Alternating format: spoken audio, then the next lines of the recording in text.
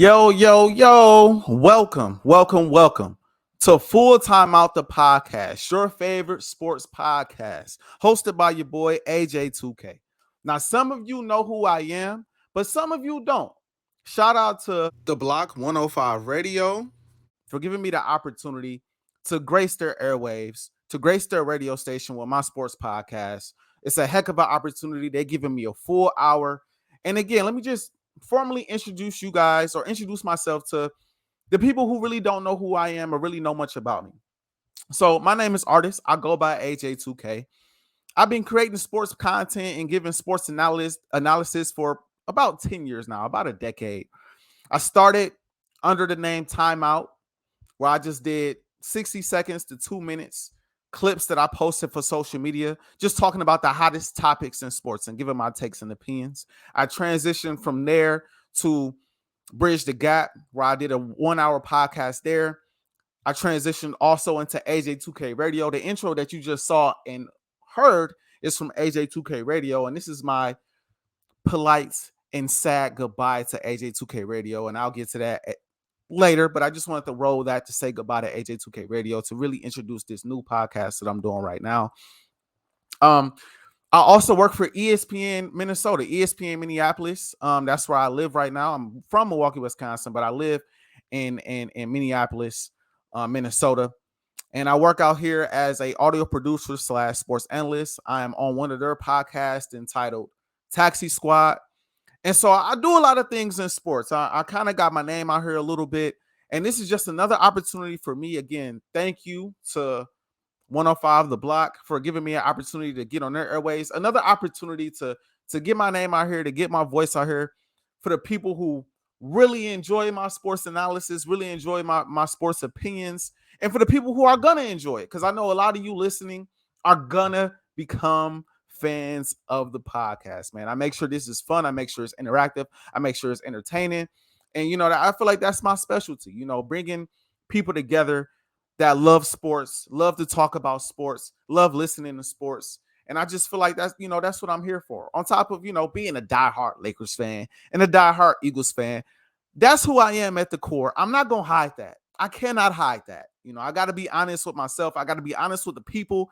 There will be some slight bias towards the Lakers, some slight bias towards the Eagles, because that's just who I rock with. And I can't hide that. And I feel like every sports analyst, every good sports analyst has their favorite team. They have their favorite football, basketball, college teams. And it just is what it is. It's hard to be an analyst without having a team. It's hard to be a fan of sports, truly a fan of sports, without having a team that you're passionate about. And so that's a bit about me.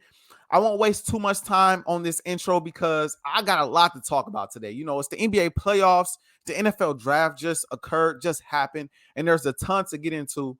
But I want to start right now, right here, with the NBA playoffs. With the NBA playoffs, man. It's so much to talk about right now. So many series to get into. We in the semis right now. And I want to start with this series right here as I put it up on the screen. And for the people who can't see the screen and are listening over the radio, I'm starting with the Phoenix Suns versus the Denver Nuggets. This series is interesting right here. Game one already happened. And again, just to put this disclaimer out there, for the people who are watching on YouTube, you're going to see this on time.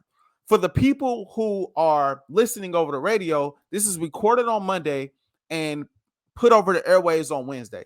And so some of this will be a bit behind, and then a lot of this will be me kind of forecasting the future, kind of telling you what I believe is going to happen in the future because of the timing of when this is going to come out, pretty much. They gave me a number of different slots I could have got on, and I chose this one Wednesday from 6 p.m. to 7 p.m.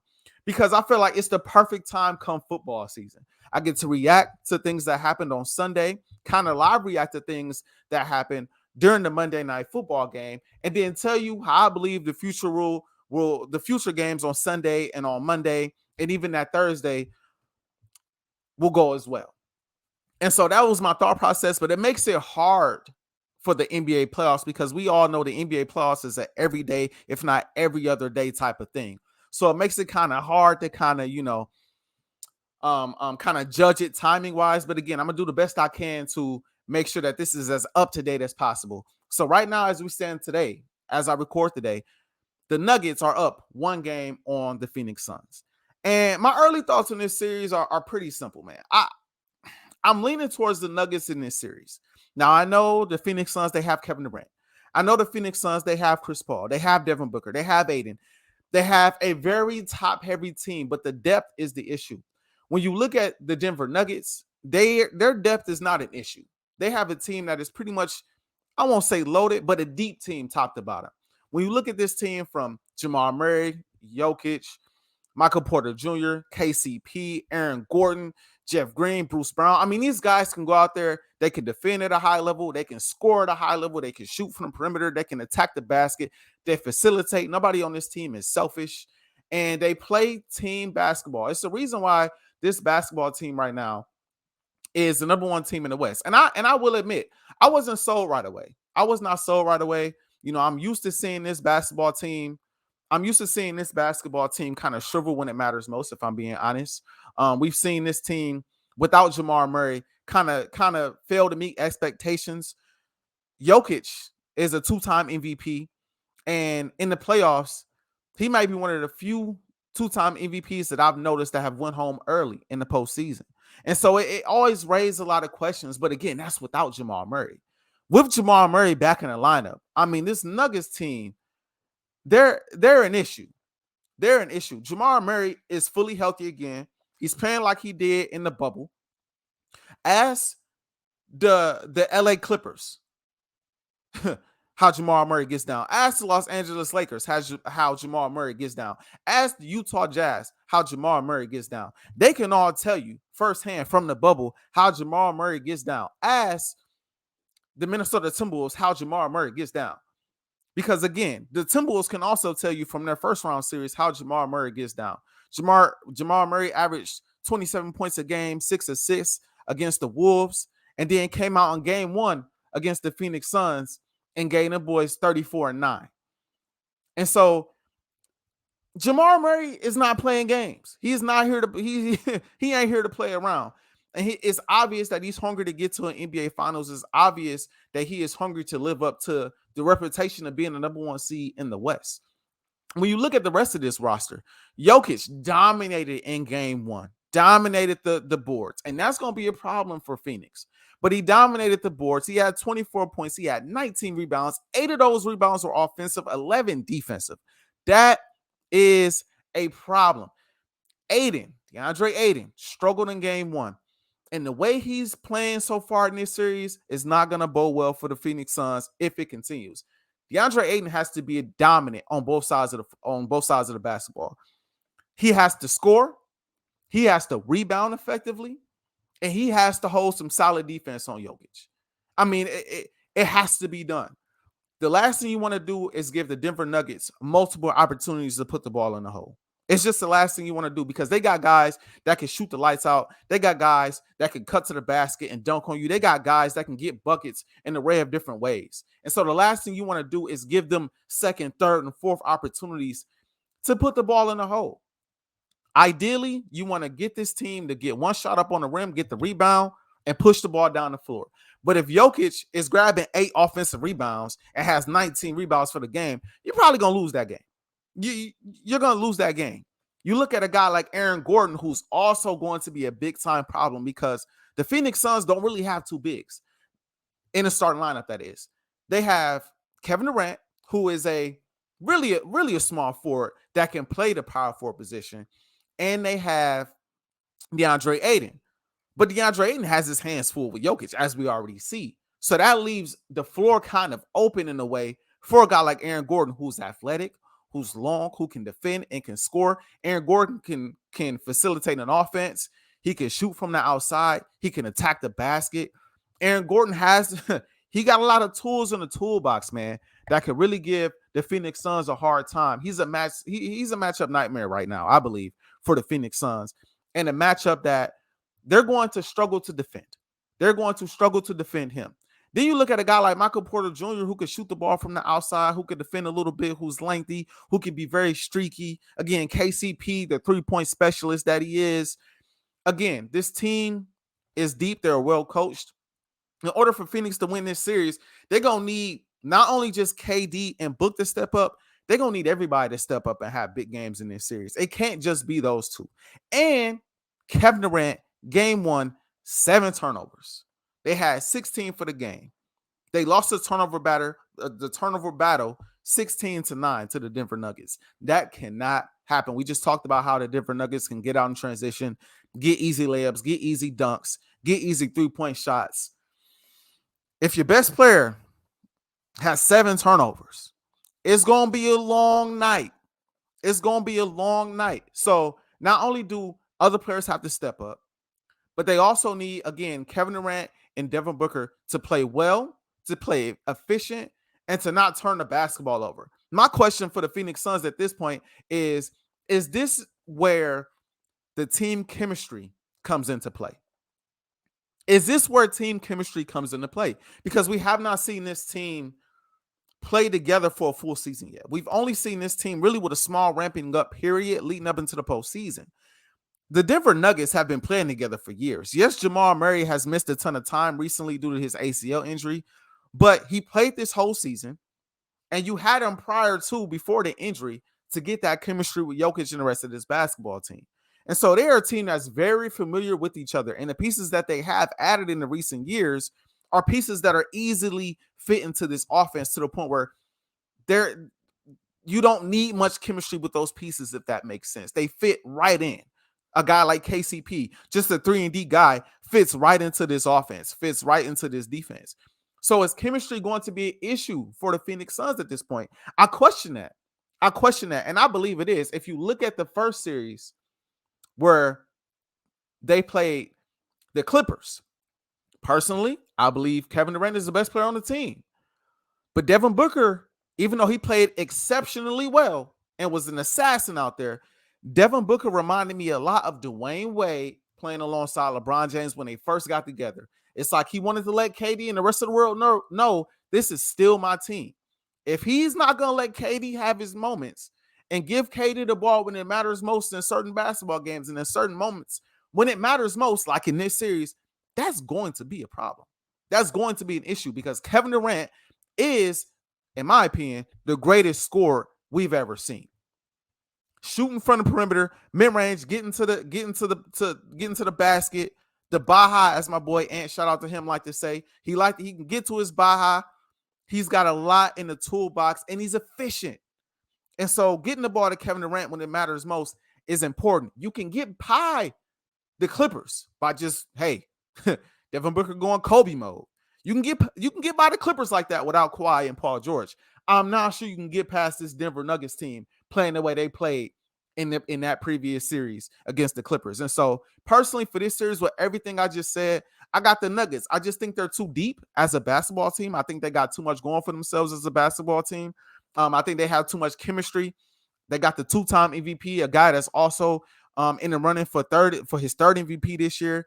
And I think it's just a bit too much. The Suns are a little too top heavy. And I believe that team chemistry is going to play a big role in this series. Ultimately, I'm not sure if DeAndre Ayton is ready for the moment. I'm not sure. I'm not doubting him as a ball player, but what I saw in game 1 is something that we've seen from him numerous times throughout his career. I'm not sure that he's ready. I'm just not sure he's ready to be that anchor on defense, to be that rebounder that the Phoenix Suns need him to be in order to win this series. He can do it here and there, but he's got to do it almost every game for the Suns to come out of this series. And I don't know if he's going to do that. I just don't know if he's going to do that. Moving on to my favorite series, I got to talk about my boys. Lakers versus Warriors. Now I want to say something. I want to say something really quick. Because all over social media, this is what you're going to see. This is what you're going to see. Steph versus LeBron. Steph is 3-1 versus LeBron in the NBA Finals. He's 15-7 in playoff games versus LeBron. But LeBron averages more points per game, rebounds per game, and assists per game, and even shoots better from the field than Steph Curry. Context matters, people. I'm gonna take myself, for the people that are watching on YouTube right now, I'm gonna take the graphic off the screen so you guys can see my face for this. Context matters. Context matters. The first time LeBron James and Steph Curry matched up in 2015. It is clear that LeBron James was missing two of his top three scorers, Kevin Love and Kyrie Irving. Now, he still managed to push that series to 6, but the Golden State Warriors at that time were fully healthy, and LeBron James was playing with clearly an injury-riddled team who could not score, and LeBron at that point just couldn't keep up with that basketball team. Could not keep up with that basketball team. 2016 is where things were probably at its closest even point. At its closest even point. And even then, a Warrior fan can make the argument, hey, Steph was hurt during that series. Hey, Draymond got suspended during that series. Now, both of those players ended up playing, and Draymond only missed one game, but those things played a part in that series as well. One could say that Draymond Green getting suspended for a game swayed that series completely in the Cleveland Cavaliers' favor and gave LeBron that ring. However, again, that's when things were at their closest, most even, I would say, of 73-win team against LeBron James with the healthy Kyrie, with the healthy Kevin Love. And what happened? LeBron James came back on a Steph Curry-led team, 73 wins. 3-1, came all the way back for the first time in NBA history and won the NBA Finals. What did they do after that? We all know the story.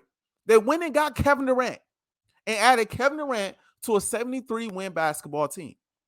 If we can be real with ourselves, everybody knew once Kevin Durant joined the Golden State Warriors at that time, they were not beatable. It was not happening. We all knew this. And so LeBron, first off, it was remarkable that he got the team to the finals in 2018 because that team without Kyrie Irving shouldn't have got to the finals, but they did anyway. We all knew once they matched up in 2017 and 2018, LeBron wasn't going to beat that team. Nobody in the history of the NBA was going to beat a 73-win Warrior team with Kevin Durant. It just is what it is. That speaks to the finals record. That also speaks to the playoff record. It also is telling that even though Steph Curry is beating LeBron in these head-to-head matchups, LeBron statistically has been better than Steph Curry because he's had to do more on the basketball floor than Steph Curry for his teams to even have a shot in each of these series against the Golden State Warriors. I'm tired. I'm bringing all this up to say I'm tired of hearing people try to compare the legacies. That's where I'm going with this. Follow along. I'm tired of people trying to compare the legacies. Oh, this is legacy right here. Oh, Steph Curry, if he gets the 5th ring, he has a better legacy than LeBron. He has a greater impact than LeBron. All these other things that's being said, it's crazy talk to me. And that's not to throw shade at Steph, because I love Steph Curry. Steph Curry is amazing. But to say the guy's had a better career than LeBron and his legacy is greater than LeBron, it's just crazy talk to me, man. Steph Curry won 2 championships. First off, he just won his first finals MVP. That is not by luck. That is not coincidental. Steph Curry won 2 championships without even being the best player on his team. LeBron has never had that luxury. He has always been the best player on his team. And as a matter of fact, when he played with Dwayne Wade the first year, like I brought up earlier, where he kind of had to play second role to Dwayne Wade because Dwayne Wade was hell-bent on proving this is still Wade County, they lost. And Dwayne Wade said, we are better off with you being the number 1.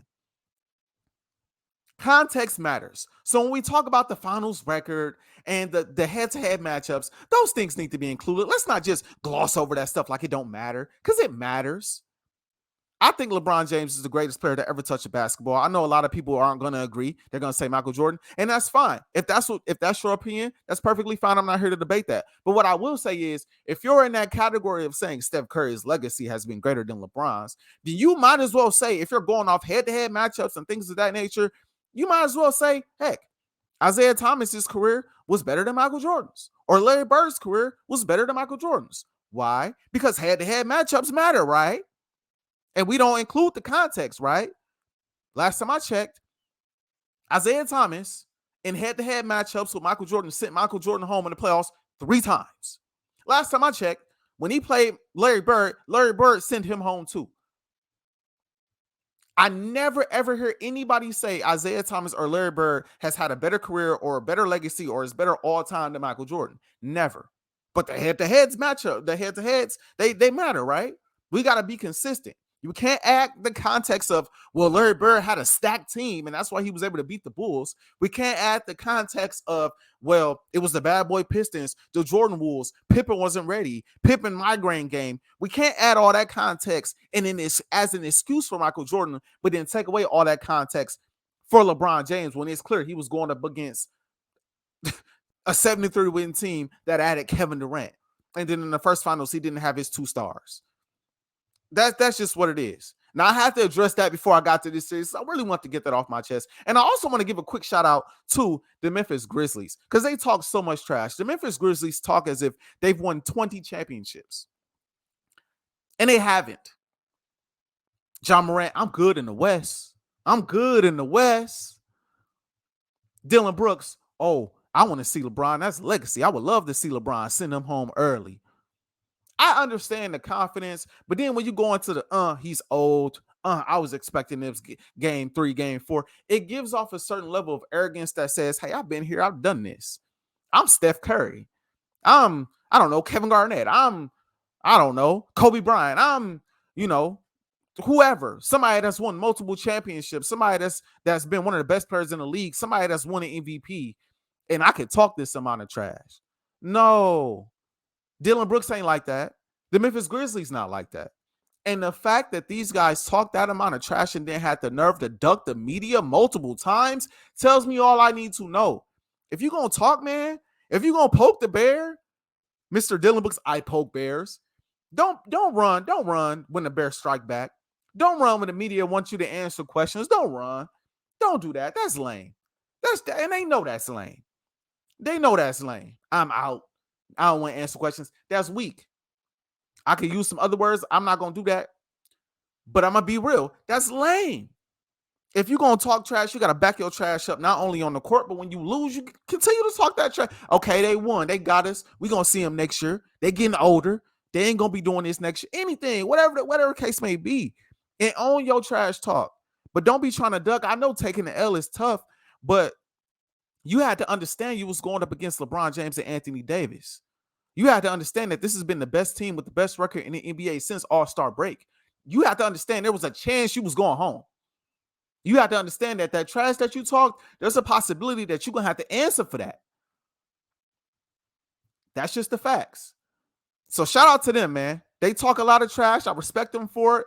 But if y'all going to talk that trash, you got to back it up one way or another, man. Back that trash up. Okay? Back that trash up. Ain't no parade in A City no time soon. Whoop that trick. Whoop that trick. Whoop that trick. Yeah, sent them home. Bye-bye. Now, on to the Lakers and Warriors, the playoff series of 2023. I had to get all that out of the way. Now I want to get into this. My early thoughts in this series are very simple. The Lakers are great defensively. They're number 1 in blocks. They're number 2 in defensive rating. And they're number 1 in defensive rebounding. So that has to continue in this series. Steph Curry is amazing. He can shoot the ball like no other. He may be the greatest point guard to ever play the game of basketball. Klay Thompson can do the same. Jordan Poole can do the same. What Draymond can do defensively is insane. Then you add in Andrew Wiggins' defense and offense, great two-way player. You add in a guy like Gary Payton Jr., who's also a solid two-way player. I mean, these guys can do some of it all. That's why they are the reigning defending champion. Excuse me. That's why they are what they are. They're one of the best teams, if not the best team in the league. And you got to give them that because, again, they are the reigning defending NBA champions. So the Lakers got to be prepared on the defensive side of the ball, more so even on the offensive side of the ball. They got to get it done on defense, and it starts with Anthony Davis. Anthony Davis has to be the best player on the floor at all times, on both sides of the basketball, but mainly defensively. He got to continue to block shots. He's got to out-rebound Loon, who's been averaging 18 rebounds over his last 5 games. It cannot continue. That cannot continue. Loon cannot dominate the boards, and the Lakers expect to win this series. It cannot happen because, again, much like the Denver Nuggets, you cannot give the Golden State Warriors 3, 4, and 5 opportunities to score the basketball. We saw that happen in the Sacramento Kings series in that game 7, and we saw how that ended. Steph with a 50-burger. You cannot allow that. Offensively, obviously, Rui Hachimura has to keep on getting buckets. D'Lo has to be efficient with the basketball. not only scoring efficiently, but not turning the ball over. Same thing with Reeves. I love how he's been playing. He's been playing lights out. He's got Bron playing off ball, which I've never seen ever in LeBron's career. Vando has to keep on playing great defense. Beasley got to knock down some threes. I'm not even going to get into Troy Brown. I ain't going to even bring that name up right now. But these guys got to hit shots from the perimeter because we know the Warriors are going to crowd the paint whenever LeBron attacks the basket. And LeBron James, and I have to say this now, and I got to be real. LeBron kind of scared me last series. LeBron had me a bit nervous last series because LeBron, in my opinion, in my humble opinion, LeBron started to kind of show his age last series. In the playoffs, LeBron averaged 22 or 28 points a game. In the playoffs so far, he's averaging 22 points a game. That's a 6-point drop off. And a 6-point drop off that the Lakers cannot afford against the Golden State Warriors. Now, you can get past Memphis with LeBron doing what he did in the previous series. You cannot get past the Warriors with LeBron James averaging 22 points a game. Yes, Rui can ball, D'Lo can ball, Reeves, Vando. These guys can play. But LeBron got to be LeBron. And LeBron got to go out there. I'm not saying he got to give you 28 a game, but he got to give you that 20, 25, 7, and 8. He got to be averaging that for this series. And you got to fill him on both sides of the basketball. Now, the Warriors are going to be throwing some bodies at him now. Wiggins is a great defender, especially on the perimeter. Gary Payton Jr. is also a solid defender, smaller but really good defender. They got Draymond, a former defensive player of the year. They got Moody and Kuminga. They got bodies that can throw at LeBron. But LeBron, throughout this series, has to have at least 4 games where he's doing this thing offensively. He has to in order to beat this team. Because I'm going to tell you this, Steph going to do his. Steph going to do his thing. Steph is going to do his thing. And so they need LeBron James to show up in this series and play big when it matters. Again, AD is probably the biggest X factor for the Lakers, but LeBron has to be the perfect supplementary piece. He got to go out there and get buckets, man. And he also got to watch his turnovers, much like Kevin Durant, because LeBron, in this stage of his career, he's been turning that ball over a little bit too much for my liking in certain games. It don't happen all the time, but every now and then, he gets to turning that ball over. And so I believe defense wins championships.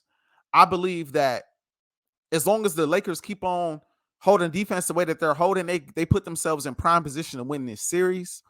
For the Warriors, again, literally everything in reverse for the Warriors if they want to win this series. Steph has to continue to dominate. Looney has to continue to dominate on the boards. They got to force turnovers and get out in transition. Clay and Jordan Poole have to ascend and play better than how they've been playing as of late.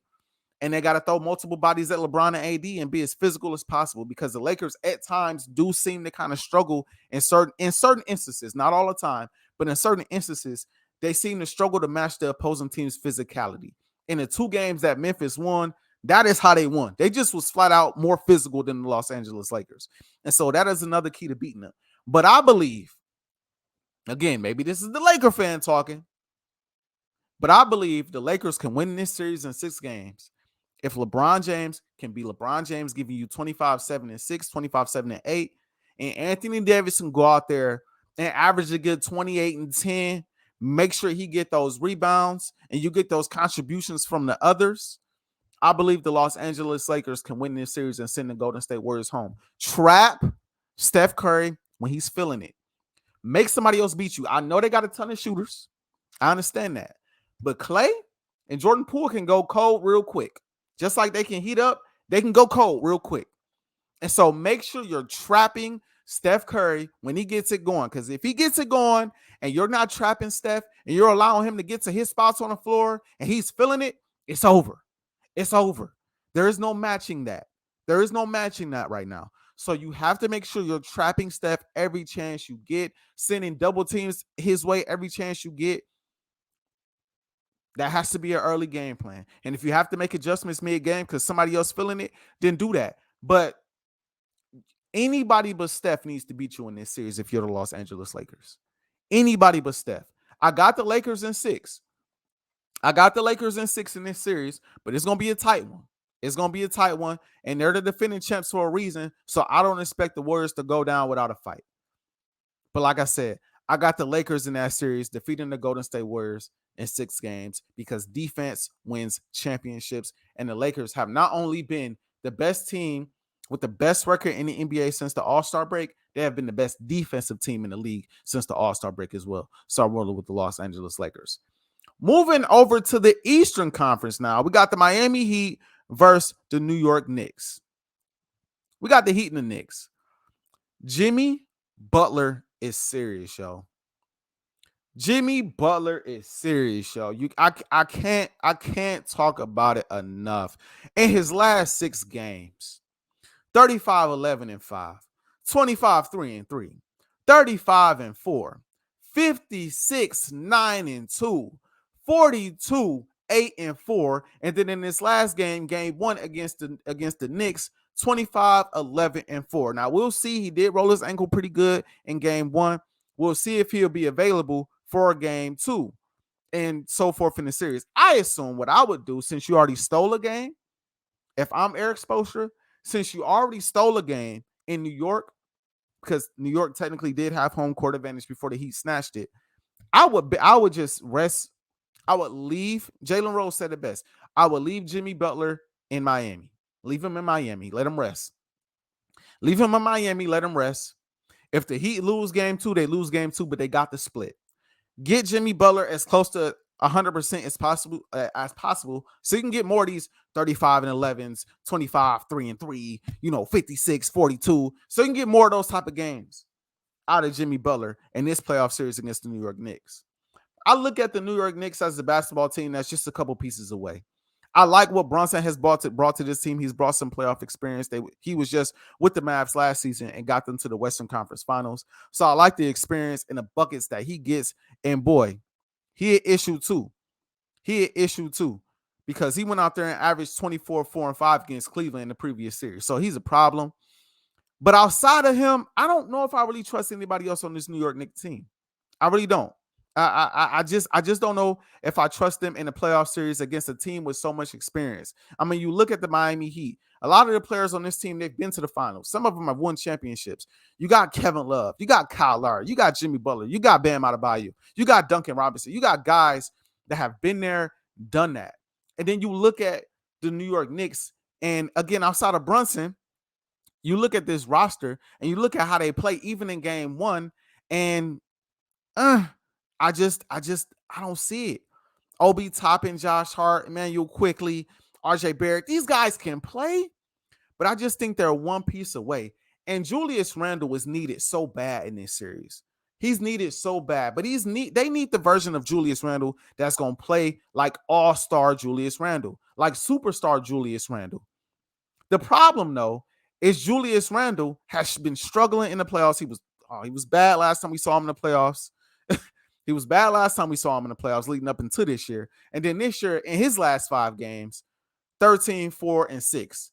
4 of 9 from the field. 7 points, 4 and 6. 3 of 10 from the field. 11, 8, and 3. 3 and 15 from the field. 22, 8, and 1. 8 of 20 from the field. 19, 10, and 4. 7 of 20 from the field. Not a single game I just mentioned, he shot over 50%.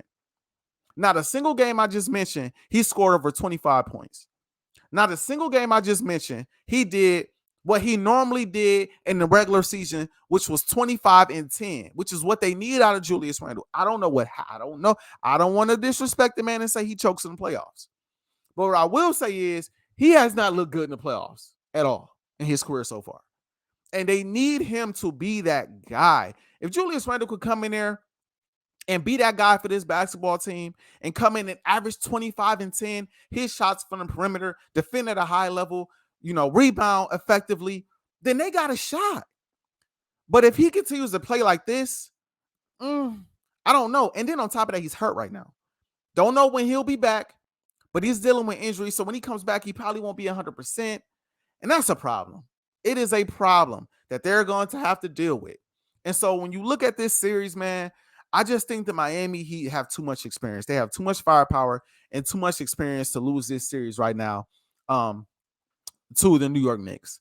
I just don't see it. I got the Heat in 5 in this series. I'm assuming that Jimmy Butler, he just rolled the ankle and he'll be healthy for the vast majority of this series. I just think the Heat are destined for the Eastern Conference Finals. I think they're destined for the Eastern Conference Finals.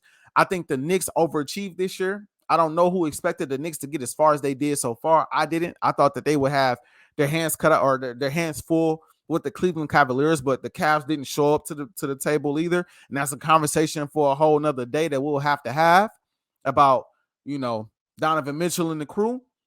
But they exceeded expectations, the New York Knicks, and they got to this point. And I just think they're running up against a team with just more experience, more firepower, something to look out for. I brought up Brunson. You know who's going to be guarding Brunson when it matters most, and that's Jimmy Butler. Not only can Jimmy Butler put the ball in the hole, he can also defend at an extremely high level. This is something that we know. He's one of the best two-way players in basketball.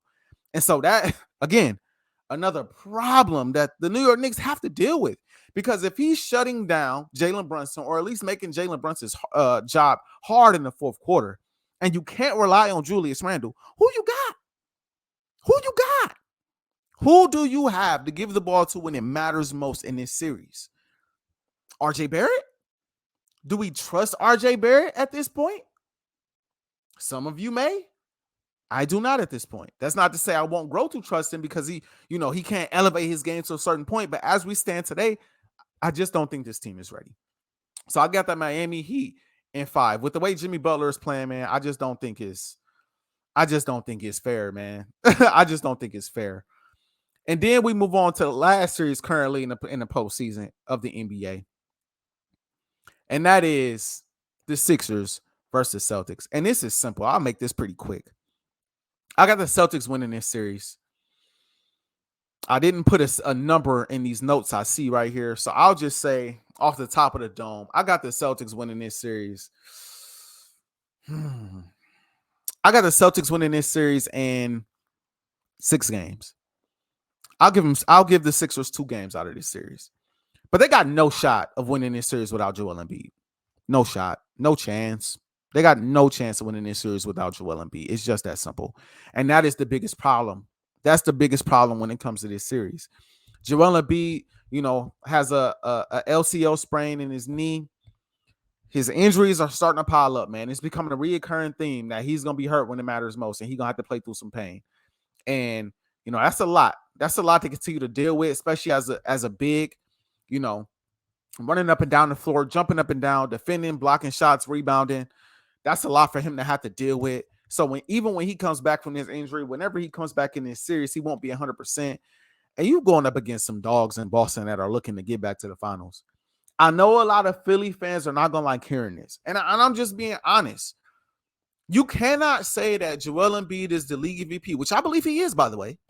But you cannot tell me he's the league MVP, but in the same breath tell me that they have a shot to win a playoff series against the team that was just in the finals without him. Doesn't make any sense. It just doesn't make any sense. It does not make any sense. Their only chance is him, Joel Embiid, dominating this series. It is their only shot because Jason Tatum and Jaylen Brown ain't going nowhere. They are not going nowhere. Robert Williams and Marcus Smart, he's not going nowhere. These boys can shoot from the perimeter. They can defend. They are well coached. Udoka's not there anymore, but they are still well coached. And this is a team that's looking to get back to the NBA Finals. I just can't see it. They would need James Harden to play like Houston James Harden. And I mean prime Houston James Harden. The Harden that's putting up 30 every single night. The Harden that's getting to the free throw line 30, 40 times a night. They would need Tyrese, they would need Maxey to come out and average 25 points a game without Embiid in order to have a shot. And that's just to have a shot in this series. Not to mention, they would need Doc Rivers to coach extremely effective and not find a way to get out coached when it matters most, which has also been a common thing. It's been a common theme. If we're being honest, if we're just calling a spade, it has been a common thing. Blowing big leads, blowing big series leads. I don't have to bring up all the numbers. I think everybody listening and watching knows. I don't want to do that. But it takes a lot to beat this team. It's going to take a lot to beat the Boston Celtics at this point, especially without your star. I believe it's too much. I just believe it's too much. So I got the Boston Celtics in 6. It may very well end in 5. I'm giving the Sixers 2 games because I do believe Embiid will be back and he will have an impact on this series. But if he ain't back, them boys might get swept. I'm not gonna lie to y'all. If he don't come back and he don't come back like himself, they'll be lucky to get a game. I'm giving them 2 out of respect for Embiid, saying he's played through pain and he'll be okay. But they got a ball, yo. They got a ball. He got to come back. He got a ball, and he needs everybody else to step up around him. So that's just how I feel about that. That's how I feel about that. I hope it's a more entertaining series, but I just don't see it. I just don't see it. Now I want to transition to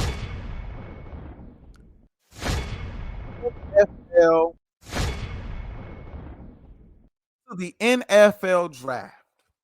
We got to transition, man, because we got to talk about the winners and the losers of the NFL draft. I got to change my background for the people that's watching on YouTube because I got to put my birds. I got to put Lincoln Financial Field in the background. Now, we're going to get to them in a second. But I want to talk about the NFL draft winners and losers. Because there was a couple winners and there was a couple losers in my eyes. So the first winner that comes to my mind when I think about the NFL draft, oddly enough, is the Houston Texans.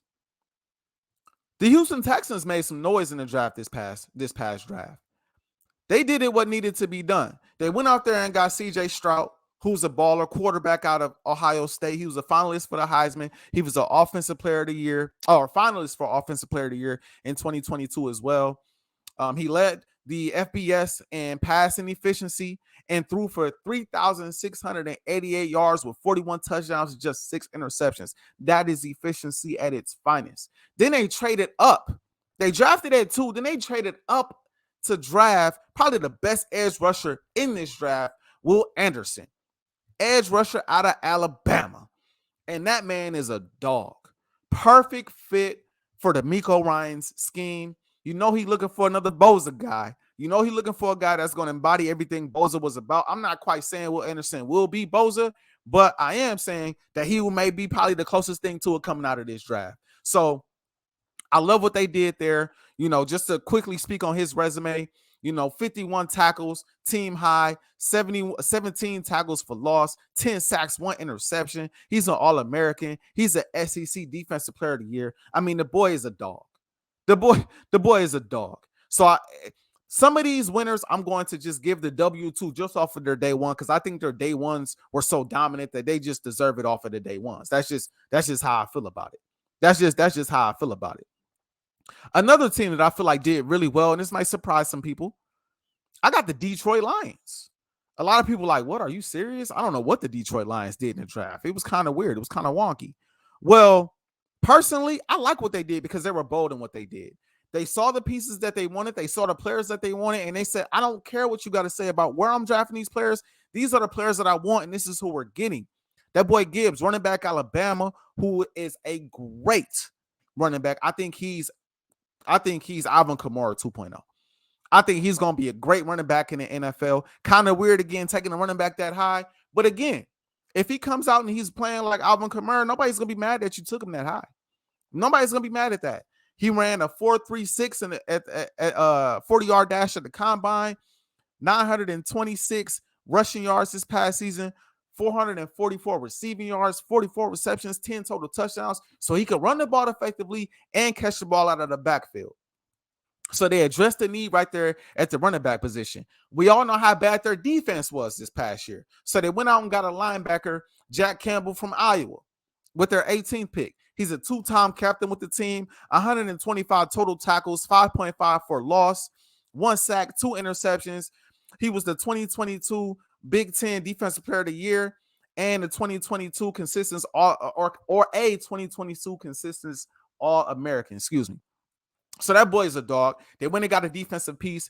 They lost or traded, I should say, Hockenson this past year to the Minnesota Vikings. So what do? They go draft a tight end, Sam Laporta. Sorry if I pronounced that name wrong.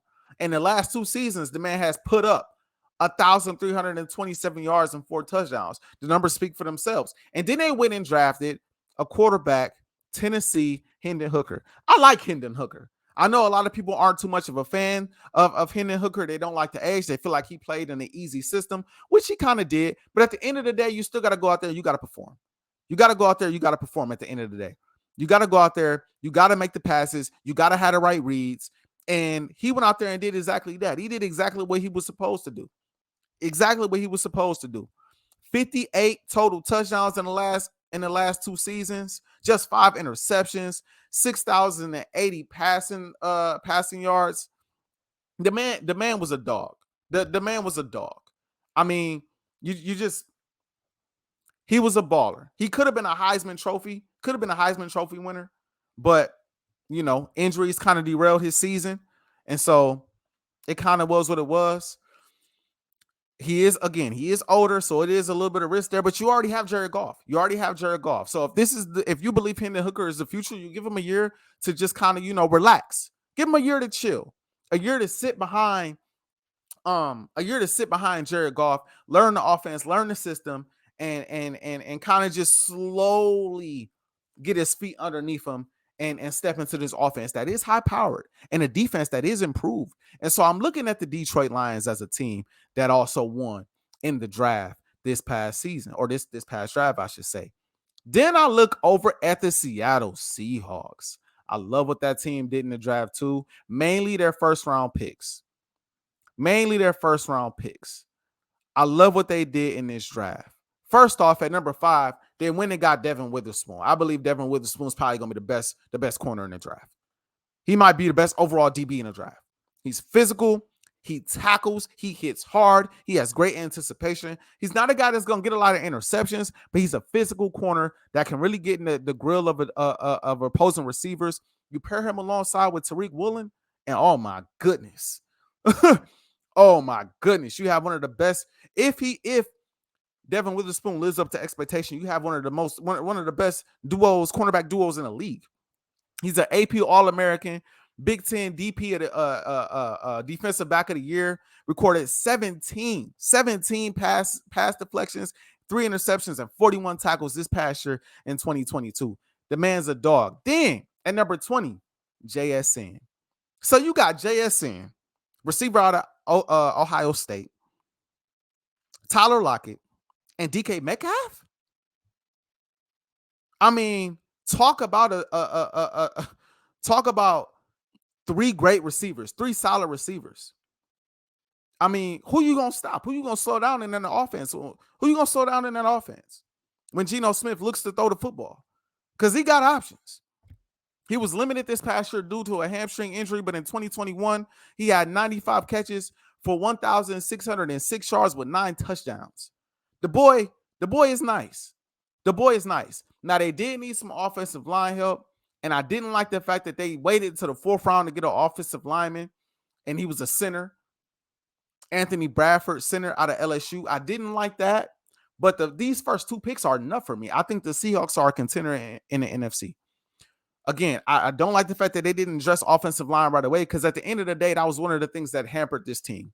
We saw against the 49ers, they was able to get constant pressure on Geno Smith, and they made it look easy. And so that's something to kind of keep your eye out for, because they got to fix that offensive line, whether they make moves in free agency, whatever they decide to do, they got to do something about that offensive line. But again, overall, what they did in the draft to improve that defense, to add another receiving threat for Geno Smith, I mean, I'm not mad at it.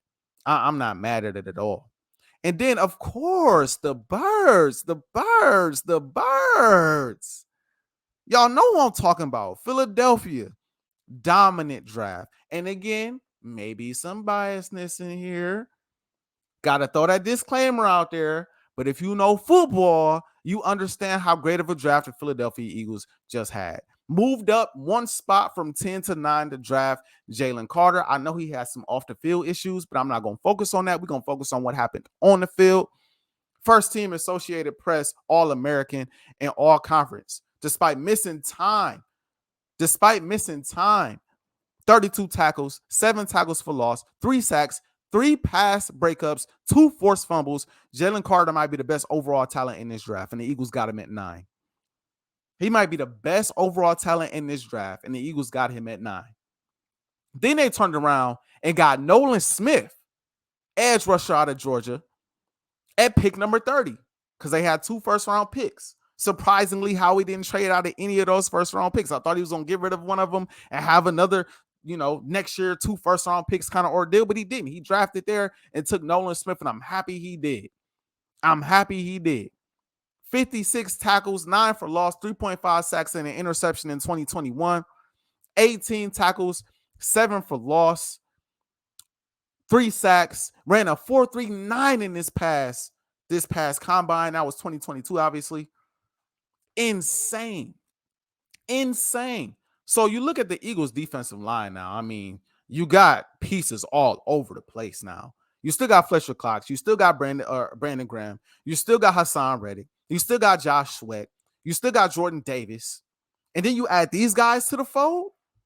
Jalen Carter, Nolan Smith, Milton Williams. I mean, I don't know how you run the ball against that football team. I don't know how you throw the ball against that football team because they can get to the passer, and then they still have Slay, and they still have the boy on the opposite side as well. Best cornerback duo in the game. There was the best quarterback duo in the game last year, and I feel like it'll be a repeat this year as well. I mean, it's going to be serious. It's going to be serious. That pass rush is going to get home and give opportunities for those outside corners to get interceptions because they jumping routes all day. James Bradbury, forgot his name earlier. Excuse me, Brad. Slay and James Bradbury. They're going to be jumping routes all day. Getting interceptions nonstop. I mean, that's just how I see it because that defensive line is going to get home. That's just how I see it. Then they went and got a safety because we all know they lost C.J. Gardner-Johnson. Sidney Brown, a dog at the safety position. He could play DB and just be a regular corner on the outside, inside, or he can be a safety. And I think the Philadelphia Eagles, for the most part, will have him at safety. He can be kind of a box safety. He's very versatile. He can do some of everything out there.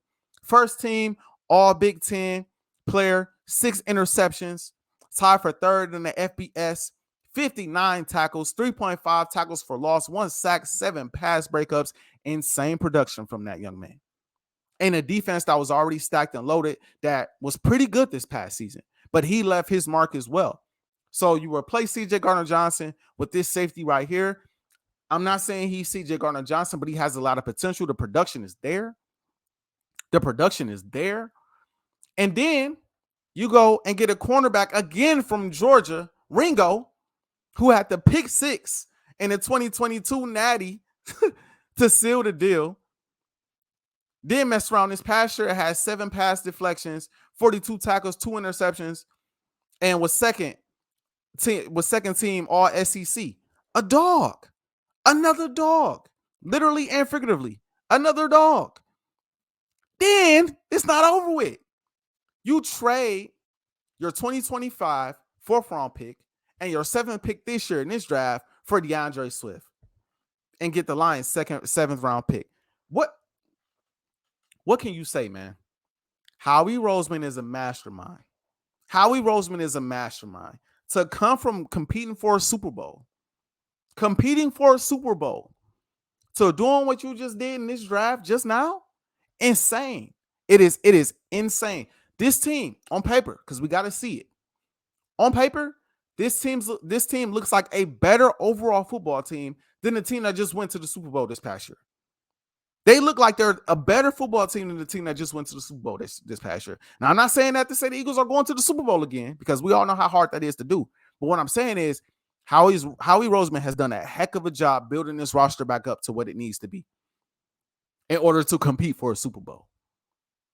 He's done a heck of a job. So the Philadelphia Eagles are easily a draft day winner. And I think the biggest winner in the draft so far. And then we look over here and we get to the losers. We get to the losers of the draft. And I'm looking at the Miami Dolphins.